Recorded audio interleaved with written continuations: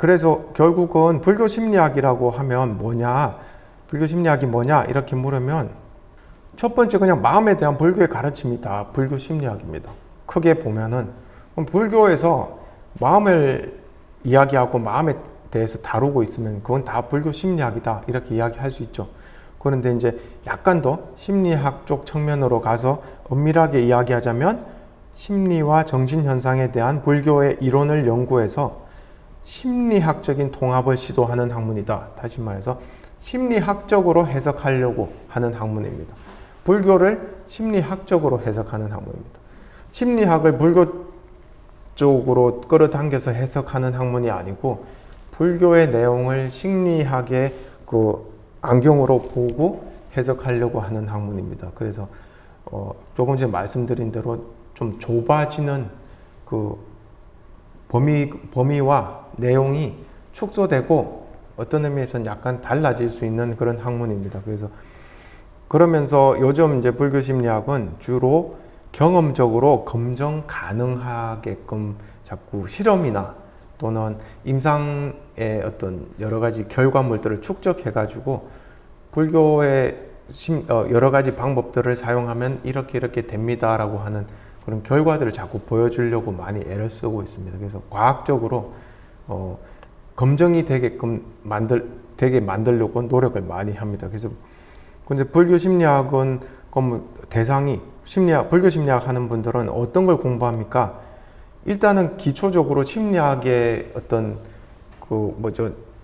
훈련은 돼 있어야 되겠죠. 심리학을 어떻게 연구하는지는 그게 돼 있고 그 다음에 불교의 모든 가르침을 다 같이 공부하면서 이게 심리학적으로 이렇게 이해가 될 수 있겠구나라고 공부하다 보면은 이제 그걸 끌어다 쓰는 건데 우리가 근본 교리, 삼법인 사성제 8정도, 5원 12연기 사서법 등등 근본 교리부터 이제 아비달마 불교, 그 다음 대乘불교, 그 다음에 금강성 밀교, 선불교, 그리고 중국 불교, 그 뒤에 지역 불교에서도 나오는 여러 가지 사상이나 가르침은 다 불교 심리학의 연구 대상이 될 수가 있습니다. 그래서 이렇게 알고 계시면은 불교 심리학이란 게 뭐구나 일단 대강의 그림이 그려지죠. 그죠?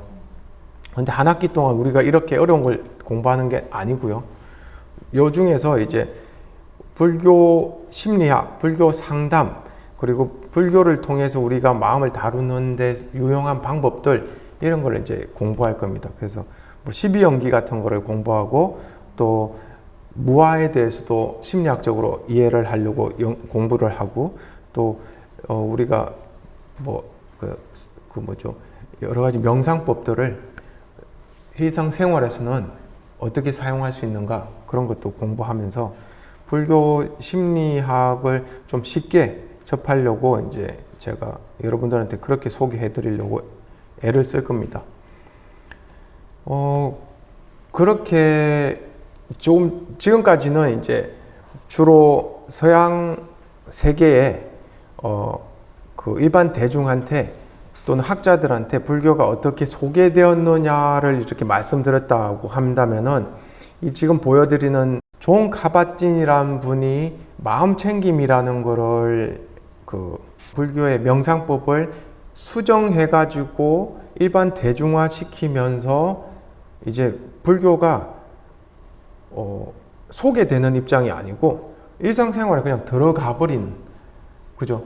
그러니까 지금까지 소개되었다면은 이제는 일상생활에서 활용되고 공기처럼 물처럼 우리가 그냥 쓰고 있게 만드는 그런 일들이 이제 벌어지기 시작하거든요. 그게 1990년대, 2000년대, 요즘은 불교 이론이나 불교 수행법들이 우리가 그냥 쓰고 있습니다. 근데 불교라고는 말을 안 합니다. 그냥 마음챙김이다. 또는 이거는 어떤 심리치료법이다.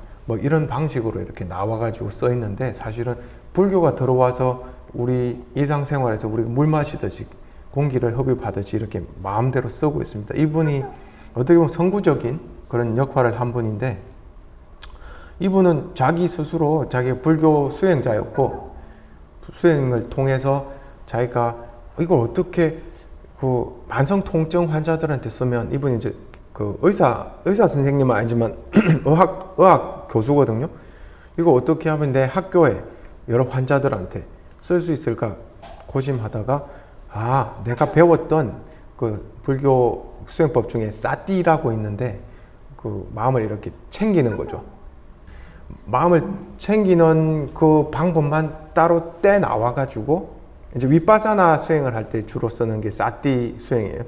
마음을 이렇게 모으고 그 다음에 내 마음에서 뭐가 일어나는지 이렇게 챙겨서 이렇게 알아차리려고 하는 그걸 이제 사띠라고 합니다. 우리 한자어로 념이라고 합니다. 염만 잘해도 우리가 마음속에 뭐가 일어나는지를 볼 수가 있거든요. 그래서 아까 저기 팔정도에도 나옵니다. 정념 해가지고 잘 알아차리는 거를 이야기하는데 이분이 그거를 굉장히 쉽게 만들어 줍니다. 쉽게. 그래서 어떻게 훈련시키냐면 내담자들한테, 환자들한테 집에 가서 설거지 하실 때 설거지 한다라는 걸 알고 항상 내가 지금 설거지 하고 있구나 그렇게 알고 계세요. 그리고 TV 보실 때 TV에 빠지지 마시고 가끔 마음 챙겨서 내가 TV를 보고 있구나. 대화를 할 때 가끔은 내 마음을 챙겨서 내가 지금 이 사람과 대화를 하고 있구나. 그 정도를 체크하는 연습을 하세요. 이런 식으로 생활 속에서 굉장히 쉽게 알아차릴 수 있도록 팁들을 주거든요. 그러면서 이 마음 챙김을 불교에서 말하는 위파사나에서 이야기하는 이렇게 이야기 안 하고 마음 챙김은 현재에 머무는 겁니다. 이렇게 정의를 해줍니다. 굉장히 간단하게 이야기해 줍니다. 마음 챙김은 생각을 편안하게 하고, 다시 말해 생각을 이제 하지 않고요. 생각을 잦아들게 하고 지금 현재 이 순간에 그대로 머무는 겁니다. 그리고 아무 판단이 없습니다. 좋다 싫다도 없습니다. 그런 식으로 이야기를 해줍니다. 그거를 자꾸 가르치면서 만성통증 환자들한테 이 수업을 가르쳐 주거든요. 8주 코스로. 그랬더니 정말 통증이 좋아져 버렸어요.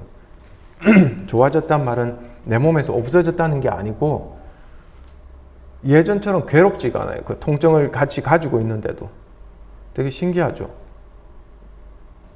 약도 안 먹어요. 약 안 먹는데도 이 통증을 달고 살면서 옛날에는 내가 아파 죽겠다 그 생각, 그 말과 생각을 달고 사는데 그게 없어져 버렸어요. 내가 지금 통증은 있는 거 아는데 예전처럼 그렇게 방해하지는 않습니다. 내 생활을 방해할 정도가 아닙니다. 어떤 의미에서 알아차림으로써 그것과 분리되는 경험을 하는 거예요. 통증뿐만 아니고 마음속에 있는 고통도 마찬가지인데 마음속에 있는 고통에 우리가 주로 사로잡혀 있을 때는 그것한테 시달리거든요. 근데 내가 지금 고통하고 싸우고 있으면서 너무 괴로워하고 있었구나 라는 자각만 해도 거기서 약간 분리가 돼요. 그래서 마음 챙김이라는 게 어떤 의미에서 첫 번째 스텝이 떨어져 나가는 거죠. 자기가 가지고 있는 어떤 마음속의 어떤 일들로부터 떨어져 나가는 겁니다. 그거를 이분이 상당히 체계적으로 쉽게 잘 가르쳐 줍니다. 대단한 정말 획기적인 일입니다. 사실은 이건 그 수천 년 동안 그냥 불교를 믿는 사람들은 이렇게 이야기하죠. 불교 수행자도 이건 뭐 우리 맨날 수행하는 것들이네. 그 말 맞습니다. 근데 대중들이 쓸 수 있게끔 해주잖아요. 불교에 대해서 전혀 모르는 사람들한테 쓸 수 있게 해줬잖아요. 그리고 이분이 이걸 하면서 환자들이 겪었던 그 일들을 다 축적해 놓습니다. 그걸 이제 임상적으로 결과들을 모아 놓거든요. 그걸 자꾸 학회에다 발표합니다. 발표하니까 마음 챙김을 했던 사람들이 이렇게 변화가 있었구나라는 걸 이제 학자들이 알게 되죠. 주로 의학자들이 알게 되는데 그거는 이제 과학적으로 부정할 수 없는 사실이거든요. 그러다 보니까 요걸 배우러 이제 의사들이 옵니다.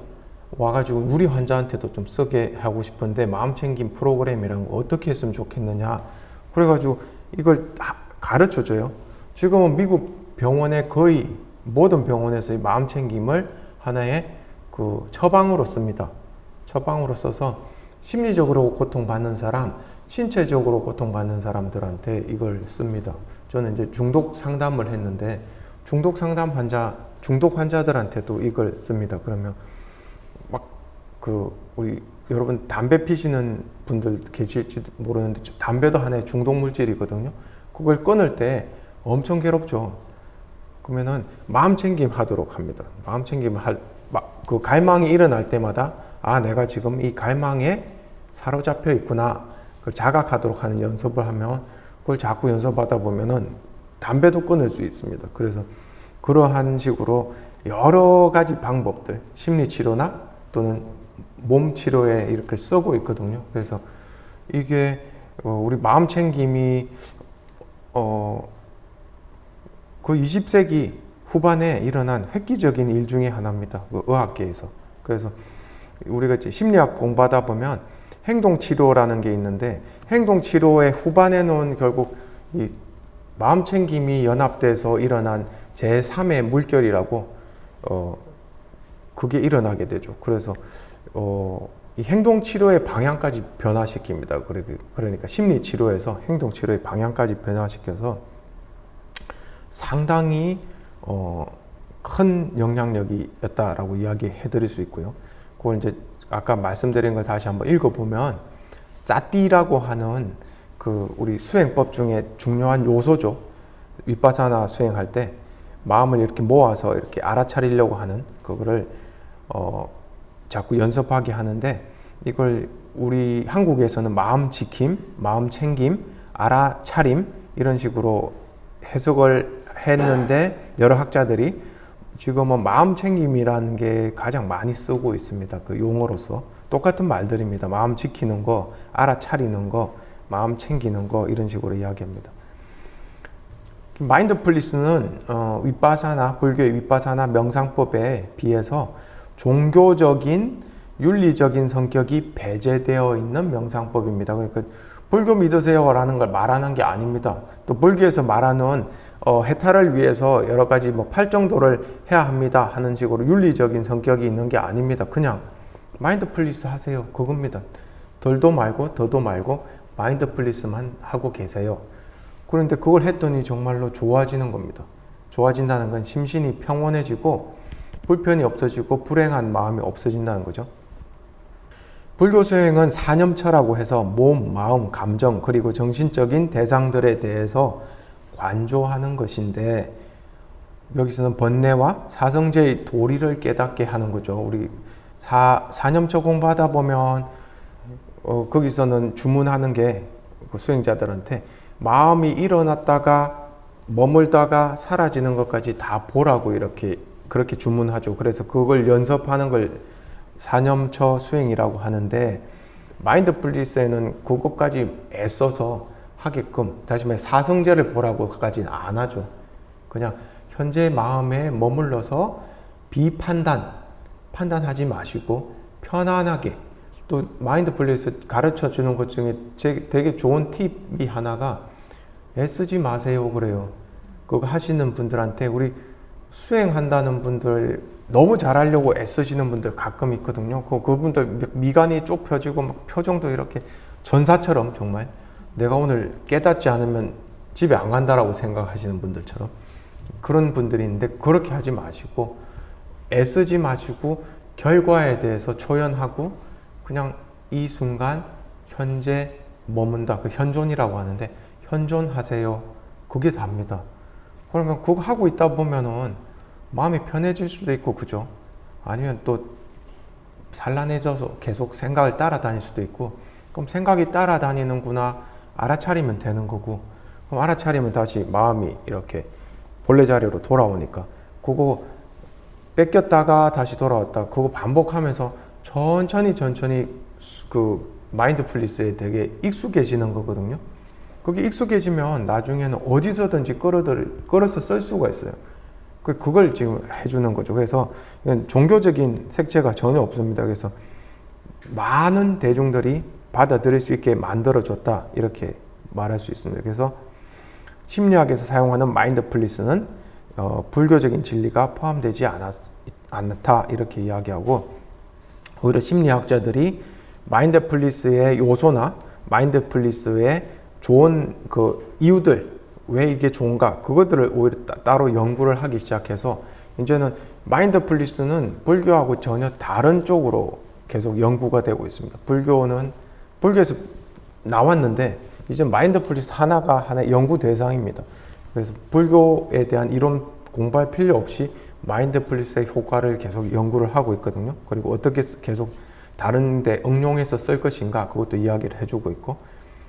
그래서 마인드풀니스라고 하면 첫 번째는 약간의 집중이 필요합니다. 너무 애써서 집중하지 마시고 그냥 약간의 의식을 모아주는 정도의 집중.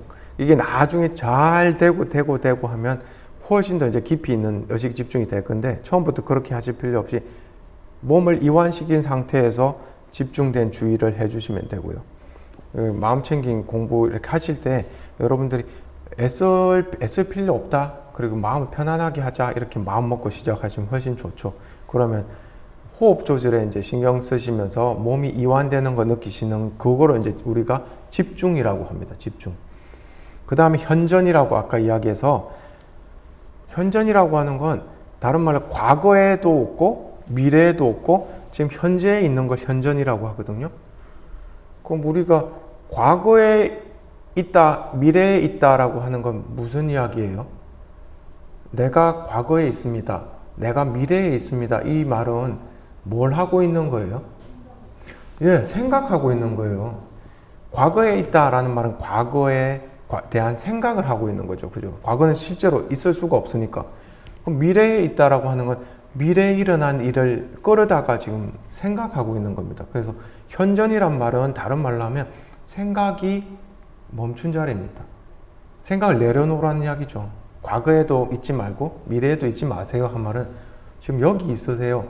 생각하지 마세요. 그럼 생각 안 하면은 그게 여기 있는 방법이에요. 되게 간단하죠. 근데 그게 쉽게 되지 않는다는 이야기입니다. 왜 그럴까요? 우리가 생각을 하는 걸 습관적으로 너무나 많이 쓰고 있기 때문에 생각이 멈추지를 않아요. 그래서 그러면 생각을 멈추게 하려면 어떤 방법이 있습니까? 제가 지금 수업 시간 내용이 이거 마인드풀니스로 너무 많이 가버렸는데 여기까지만 이야기할게요. 우리 미래에도 있지 않고 과거에도 있지 않고 현재에 머물려면 생각 멈춰야 되는데 여러분 어떤 방법 쓰세요? 호흡. 네. 호흡만 그냥 한번 보는 겁니다. 그죠? 호흡이 어떻게 일어나고 사라지는가? 또 뭐가 있을까요? 예? 행선. 움직이는 거요? 예. 그 감각이죠. 감각을 이렇게 따라가면서 들여다보는 겁니다. 내 감각이 어떻게 느끼고 있는가? 발의 느낌은 어떻는가? 손바닥의 느낌은 어떻는가? 그러니까 느낌은 생각이 아니거든요. 그러니까 느낌에 주의를 집중하면 일단 생각이 멈춰지죠. 그것도 좋은 방법입니다. 그래서 여러분들이 생각을 내려놓고 현재에 있는 방법들을 자꾸 개발은 아니죠. 가르쳐 주는 거를 따라하면서 현존하는 거를 자꾸 연습하시다 보면 그것 자체가 마인드풀니스가 되고 있는 거거든요. 그거 하면 뭐가 좋냐고요? 행복해지죠. 일단 불행한 마음에서 행복한 쪽으로 옮겨가고, 그걸 계속 오래 하시다 보면 자신도 모르게 의식의 집중력이 상당히 높아집니다. 그래서 지금 마인드풀니스가 대중적으로 활성화되고 이게 조금 더 한 단계 올라가면 이제 의식의 과학으로 넘어갑니다. 지금은 이제 대중적으로 의료나 또 심리 치료에서 마인드풀니스가 활용되는 걸 이야기했는데, 사실은 이게 명상의 하나의 방법이거든요. 그럼 우리가 명상을 왜 하느냐? 이 서양 학자들이 불교 명상을 연구하다 보니까 이거는 다른 말로 의식의 혁명을 일으키는 하나의 수단인 거죠. 우리가 평소에 가지고 있는 수준의 의식이 아니고 훨씬 고차원적인 의식으로 들어가는 길이 불교 명상입니다. 그래서 그 명상법으로 들어가는 길 초보적인 단계가 이제 마인드풀니스예요. 마인드풀니스는 지금은 심리치료나 신체치료에서 심신의 고통을 완화시키는 데 쓰고는 있지만은 이걸 계속 훈련하다 보면 우리 의식이 훨씬 고차원적인 초월적인 의식으로 들어갈 수 있는 길을 열어주기 때문에 치료적인 이런 요소들 뿐만 아니고 이제 의식의 혁명이죠. 의식이 진리를 그대로 보는 그런 훈련이 되는 겁니다. 그런데 아까 우리 불교가 현상학이라고 그랬죠. 그럼 불교에서 말하는 진리를 본다는 거는 마음의 고통을 해결하는 그 메커니즘을 보면 불교에서 가르치는 마음의 고통을 해결하는 메커니즘이란 내가 지금 나한테서 일어나는 여러 가지 현상들, 마음에서 일어나는 현상들의 가장 밑바탕에서는 뭐가 일어나는지를 보게 되면 그 위에서 일어나는 여러 가지 그 단계적인 일들을 충분히 이해할 수 있게 되거든요. 다시 말해서 내 의식의 건저까지 밑바탕을 자꾸 볼 수 있게 되면 위에서 일어나는 표면적인 여러 가지 번뇌들을 이해를 할 수 있게 돼요. 그게 불교에서 말하는 그 해탈의 메커니즘이기도 하고 치료의 메커니즘이기도 해요. 우리가 뭔가를 치료하고 마음의 고통에서 벗어난다는 거는 마음의 고통을 유발하는 가장 근원적인 거를 봐버리면 되거든요. 그게 이제 심리치료에서도 똑같은 방법을 쓰죠. 물론 모든 심리치료 방법이 그런 거 쓰는 거 아니고 정신분석적이거나 분석심리학적인 방법에서는 마음의 고통을 일으키는 유발하는 그 원인을 알아차리고 깨달으면 나머지는 그것에서 파생되는 것들이기 때문에 결국은 이렇게 돼서 내가 괴로웠구나 알게 되는 거예요. 누군가를 너무너무 미워하는 사람이 있다면 그 사람한테 미워하는 거를 하지 마세요라는 걸 가르치는 것보다 이 사람을 왜 미워하세요? 라는 걸 알게 하면 나중에 알고 보니까 내 어린 시절에 내가 겪었던 사람과 너무 닮았어요. 나를 힘들게 했던 사람과 너무 닮은 거예요. 그럼 결국은 나는 그 사람에게 공포를 느끼면서 결국 이 현실의 어떤 사람을 미워하게 된 건데 결국 그 원인을 알게 됨으로써 현실에 이 사람을 미워할 필요가 없다는 걸 깨닫게 되는 거죠. 다시 말해서 그 내 고통의 마음속의 고통의 근원을 깨닫게 하는 거거든요. 이 불교도 마찬가지입니다. 불교에서 말하는 해탈의 메커니즘은 우리가 자꾸 세계를 내 위주로 생각하고 나라는 존재가 있는 걸로 착각하고 이렇게 되는 이유가 결국은 근원식을 잘못 오해해서 그런 거예요. 내 의식의 가장 밑바탕에는 근원의식이라는 게 있는데 그걸 지금 제가 이야기하는 게 유식 불교에서 이야기하는 거예요. 근원의식을 나라고 착각하기 때문에 그거를 우리가 괴로움에 빠지는 거거든요. 그런데 근원의식이 원래는 모든 존재와 공통되어 있는 자라고도 할 수 없는 어떤 하나의 기본적인 근원적인 세계의 근거다, 기반이다라는 걸 깨닫는 순간 그 개아에 대한 그 작은 자아에 대한 믿음이 탁 부서지는 거죠. 그러면서 우리가 말하는 그 가장 큰 깨달음입니다. 깨달음 중에 가장 높은 깨달음. 그렇게 되면서 해탈이 일어나는 건데 심리치료도 거의 똑같은 메커니즘으로 일어납니다.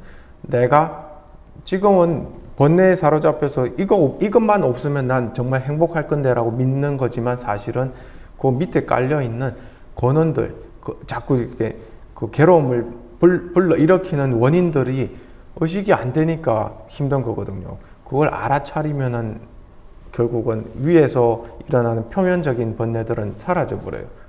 그거를 하게끔 만들어주는 게 마음 챙김, 의식의 그러니까 볼 수 있는 능력, 알아차릴 수 있는 능력, 의식에서 일어나는 일들을 여실히 볼 수 있는 능력, 이런 것들이 결국은 우리가 말하는 치료 능력이기도 하고 진리를 볼 수 있는 능력인데 그거를 이제 마음 챙김을 함으로써 점차 명상에 깊이 들어가서 명상을 계속 하다 보면은 결국은 마음 속에서 일어나는 일을 굉장히 잘 보게 돼요. 다른 사람들보다. 그거 자체가 치료 방법이고 해탈을 위한 수행이기도 합니다. 그래서 그거를 이제 유식이나 티베트 불교에서 뭐라고 이야기하냐면 그렇게 되기 위해서는 외계에서 일어나는 일에서는 완전히 관심이 멀어지는 어떤 단계가 필요하다고 그래요. 그러니까 우리 수행자들 보면 나중에는 우리 바깥 일반 대중이 보기에는 되게 막 몸도 되게 초췌하고 말랐고 그 다음에 바깥 세계와는 단절된 사람 같이 보일 정도로 완전히 걷어들인 거죠. 관심을 완전히 외계에 대한 관심을 걷어들여서 안으로 다 관심이 들어갔을 때 결국은 그 내면에서 일어난 일에 대해서 굉장히 집중해서 바라보고 있기 때문에 거기에 이제 수행이 본격적으로 일어나는 상태죠. 그런데 우리 대부분의 사람들 그걸 못하죠. 왜냐하면 외계 대상에 정신이 팔려 있죠. 정신이 팔려 있다는 것은 뭐 나쁜 식으로 표현한 거고 사실은 우리가 생존하기 위해서는 그게 필요한 거죠. 외계 대상과 계속 상호작용하면서 우리 몸을 지켜야 되니까. 그래서 수행자와는 약간 다른 삶을 살고 있는 거죠. 어쨌든 제가 말씀드리는 거는 그러한 메커니즘으로 해탈의 그 방식이 일어나기 때문에 결국은 지금 이제 제가 아까 소개했던 이 책에서는 불교라는 거는 심리학의 수준을 넘어서서 초월적인 어떤 의식의 세계, 그 영성이죠.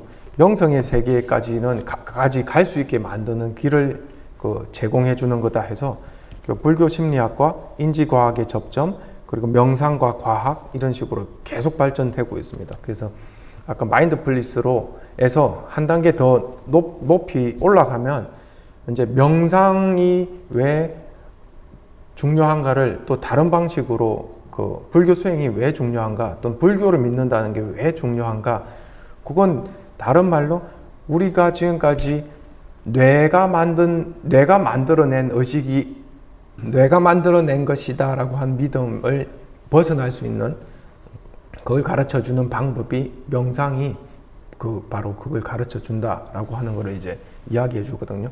아까 윌리엄 제임스로 다시 돌아가서 윌리엄 제임스는 20세기 초반의 사람이죠. 근데 이분이 되게 선구자적인 능력이 있었어요. 특히 불교를 많이 접해 보지도 않았는데 불교가 얼마나 심오한 진리인가를 금방 알아차리고 그걸 이제 계속 말씀을 많이 하셨던 분인데 이분이 믿는 건 뭐냐면 우리 의식은 뇌가 만드는 게 아니라는 거죠. 뇌가 만드는 게 아니라는 겁니다. 여러분들 가만히 생각해 보세요. 우리 몸하고 뇌가 우리 의식을 만들어 주는 거예요? 아니면 몸과 뇌가 없어도 의식이 있을까요? 그건 되게 중요한 질문인데 서양 과학자들은 그거를 그렇게 안 물어요. 그냥 의식은 뇌가 있으니까 나오는 거다. 그건 더 이상 물을 필요도 없는 거야 라고 하는 게 서양 과학자들의 생각인데 서양 과학자들 중에서 일부들은 그렇게 생각 안 합니다. 뇌의 어떤 이런 장기, 기능이 없더라도 의식은 존재한다. 그런 세계가 있다. 아까 칼 구스타프 융도 일종의 그런 식으로 생각했어요. 우리가 전체적으로 다 통일되어 있는 이유는 의식 세계가 우리가 모르지만 설명은 할 수 없지만 뭔가 기반이 통일되어 있는 기저의식이 있을 거다. 근데 칼 구스타프 융은 그걸 말로 끄집어내지를 못했어요. 왜냐하면 그 사람은 자기 신분이 심리학자였거든요. 심리학자가 그 말을 입 밖으로 내게 되면 철학자로 바뀌어버려요. 그럼 자기 이론이 갑자기 심리학에서 철학으로 바뀌게 돼요. 그거 굉장히 두려워했던 사람이에요. 그래서 자기가 그걸 느끼긴 하는데 절대로 이론으로 표현해 내지를 않습니다. 그래서 어떻게 보면 잘 하시는 거죠. 그걸 이제 나중 후대 과학자들이 밝혀낼 수 있을 때 이야기를 하는 걸 기다렸었겠죠. 그래서 어쨌든 이 윌리엄 제임스도 마찬가지로 여기 한번 읽어볼게요. 뇌가 작동을 완전히 멈추거나 썩어버리면 뇌가 거들었던 의식의 특수 흐름은 이 자연세계에서 완전히 사라질 것이다. 이게 이제 보통 과학자들이 생각하는 방식이에요. 그러나 의식을 공급했던 존재 영역은 여전히 멸종할 것이다. 이거는 과학자들이 생각 안 한 영역이에요. 그리고 심지어 여기에 있던 동안에도 의식이 계속 함께 있었던 이 더 실제적인 세계에서 의식은 우리가 모르는 방식으로 계속 존재할 것이다. 그러니까 우리가 죽으면은 의식이 끝나고 우리 존재는 없어질 겁니다 라고 생각하는 부류들은 어떻게 보면 약간 물질적이죠. 유물론적입니다. 모든 것은 물질로 이루어졌기 때문에 의식도 결국 물질에서 나오는 것이다 라고 하는 생각입니다. 그건 이제 기존의 현대 우리 과학자들이 믿는 방식이에요. 근데 윌리엄 제임스는 자기도 나름대로, 이 사람은 내성법이 되게 발달되어 있었는데 내면을 바라다보는 그 성찰하는 방법이죠. 자기가 이렇게 의식을 연구하다 보니까 의식은 도저히 인간 그 뇌라는 장기가 만들어내는 게 아니라는 겁니다. 이 뇌 장기가 사라지더라도 어딘가에 의식이 존재하고 있다가 그것이 다시 활성화될 수 있는 기회를 만나면 다시 거기에 나올 거다라고 보는 거죠. 우리가 마치 불교 유식학을 배우다 보면 알라야식에 식이 저장되어 있다가 태어나면서 다시 알라야식이 활성화되기 시작하는 거, 그래서 의식으로 나오게 뭐 말라식이나 제6식으로 전변한다 이렇게 표현하는데, 그거 이야기하고 거의 비슷한 이야기를 이제 깊이 있게는 못했지만 이야기를 해줍니다. 이 만화를 보시면은 이 기계와 과학자들이 생각하는 의식이 거의 유사해요. 이 그림을 보시면 이 컴퓨터거든요. 좀 옛날 만화라서 이 로봇가 되게 저차원적으로 표현되어 있는데 전선이 꽂혀 있고, 그 다음에 이 로봇은 자기가 생각한다라고 믿습니다. 난 생각해. 그리고 나는 생각하니까 존재해. 그리고 나는 생각하니까 존재하니까 난 살아있는 거고, 나는 생각하고 존재하니까 의식이 있는 거고, 그리고 불변하는 영혼이 있는 거야 라고 막 혼자서 까불고 있다가 전선이 탁 뽑히는 순간 끝나버렸어요. 그러면 이 이야기는 뭘 이야기했냐면, 그 기존의 과학자들은 의식이란 건 이런 거다. 전선이 뽑히는 순간 우리 의식은 없어지는 거야. 다시 말해서 의식을 만들어주는 물질적인 기저가 사라지면 의식도 사라지는 거야. 우리의 죽음이란 것도 마찬가지야. 죽음도 몸이 해체되면서 의식도 사라지는 거야. 그럼 결국 우리 존재가 없어지는 거야 라고 믿는 게 기존의 과학자들의 생각인데, 제가 아까 보여드린 그 뇌과학과 그 뇌의식과 과학에서 이런 알란 웰리스 같은 학자들은 그게 아니다. 불교에서는 이미 알고 있는 이야기인데, 우리 의식은 뇌가 만들어주는 걸 거들기는 하지만 그 뇌가 사라진다고 해서 우리 의식이 소멸하는 것은 아니다. 어딘가 그 의식을 만들어주는 세계가, 물질과 정신이 연결되는 어떤 세계가 있는데, 거기 있다가 다시 물질이 재생되기 시작하면 다시 그 의식의 세계에서 의식이 나온다라고 지금 이야기를 하고 있는 겁니다. 그 근거로서 이분들은 이제 불교 이론을 많이 끌어다가 쓰려고 하죠. 그러니까 지금 불교가, 지금 우리가 하는 이야기가 그런 거예요. 명상이 하나의 과학적인 수단이 되고, 그 다음에 불교가 과학에서 설명 못하는 여러 가지들을 또 보충해 줄 수가 있기 때문에 지금 우리가 불교 심리학을 공부하고 있지만은 사실은 불교가 심리학의 수준을 넘어서서 지금 의식의 가장 밑바탕까지 볼 수 있다는 걸 이제 어떻게 보면 희망적인 그런 메시지를 전달해 주고 있다는 것까지 말씀해 드리고 있는 겁니다. 그래서 의식의 존재는 뇌와 관계가 있지만 뇌가 만드는 건 아니다라는 걸 주장하고 있습니다. 이런 그 학자들은.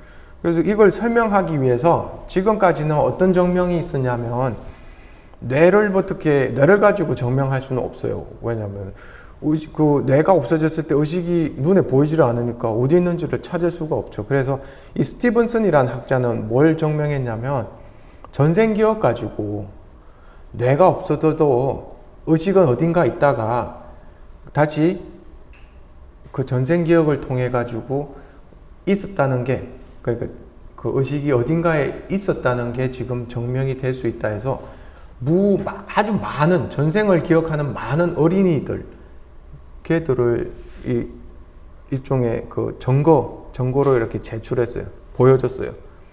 전생을 기억한다는 거는 한 개체가 몸을 가지고 있다가 몸이 사라졌을 때 자기가 그 인생에서 경험했던 기억들이 어딘가에 남아있었다는 이야기죠. 그죠? 물질은 사라졌어도, 뇌는 없어졌어도. 그러다가 다시 몸을 받아서 그 의식의 존재와 몸의 존재가 같이 연합이 되면서 다시 이제 활성화되는데, 그 활성화된 몇 특수한 애들은 그 옛날 기억들을 가지고 있다는 거죠. 그럼 이거 어떻게 생긴 일인가? 결국은 의식이 몸이 없지만 어딘가에 저장되어 있다가 그게 다시 나타날 수 있는 몸을 만나면 활성화된다라는 걸 이제 스티븐슨 그렇게 증명하는 거예요. 그런데 이러한 증명 방법은 아직은 이제 유효하긴 하지만 나중에는 이런 증명 방법을 뛰어넘어서 실제로 의식을 우리가 체험을 한다든지 아니면 또 다른 과학적인 방법으로 몸이 없더라도 의식이 존재한다, 또는 의식이 물질과 정신을 연결해주는 어떤 세계가 있다라는 게 이제 증명이 되기를 기다리는 거죠. 그러한 방법 중에 하나가 우리 스스로 명상을 통해 가지고 이걸 개발해 나가자는 게 이제 이런 학자들의 의도입니다. 이런 게 너무 요원하게 들릴 수도 있지만 이분들이 하는 주장은 예전에 이런 걸 할 수 있었던 사람들이 있었다는 거죠. 정말로 우리가 기저의식이고 근원의식으로 들어가서 가장 밑바탕으로 들어갈 수 있는 명상의 능력을 가지고 있었다는 사람들이 있었다는 거죠. 그래서 우리가 그걸 개발할 수 있다는 거죠.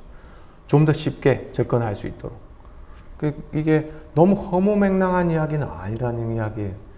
그래서 우리가 지금 하는 이야기가 명상 능력을 개발을 통한 의식혁명을 하자, 이런 이야기까지 갔습니다. 그래서 마음과 몸에 대한 불교의 입장을 한번 제가, 불교는 항상 중도적 입장을 취해서 심신이원론도 아니고 심신이론론, 그러니까 뇌만 있는, 물질만 있는 것도 아니고 영혼과 물질이 분리되어 있다는 것도 아니고, 그렇다고 어떻게 뚜렷하게 말은 못하겠지만 이것도 아니고 저것도 아닌 어떤 중도적 시각, 그러니까 이것도 아니다라고 말할 수 없고 저것도 아니다라고 말할 수 없는 그런 시각이 있다. 그래서 현대 주류 심리학은 연구 대상을 주로 정상과 정상 이하, 인간의 이하의 인간 마음에 한정시켰으며, 이런 제한된 범위 안에서 인간의 정체성을 정의했습니다. 반면에 불교는 인간 존재를 약간 세 개의 다른 차원에서 이해합니다. 첫 번째,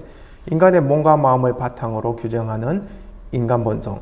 두 번째, 개별적인 기저의식을 바탕으로 규정하는 중생으로서의 인간 본성. 세 번째, 개개의 인간 존재 또는 생물의 모든 한계를 초월하는 근원의식을 바탕으로 규정하는 중생으로서의 인간 본성. 이건 이제 우리가 불교에서 말하는 불성이라고 합니다. 세 번째 걸. 그래서 이렇게 표면적으로는 되게 이원론적으로 인간의 몸과 마음을 바탕으로 하는 인간 본성을 이야기하지만, 세 번째 차원으로 가면 모든 한계를 초월하는 근원의식이 바탕에 있다라는 걸 이제 불교에서는 이야기를 하고 있다는 거죠. 그래서 이러한 기본적인 의식에 대한 기본적인 어떤 이론이 있다는 거 알고, 그 다음에 다음 주에 여러분들하고 좀 더 쉽게 쉬운 이야기로 저희 만나 뵙겠습니다. 네, 오늘 여기까지 하겠습니다. 감사합니다.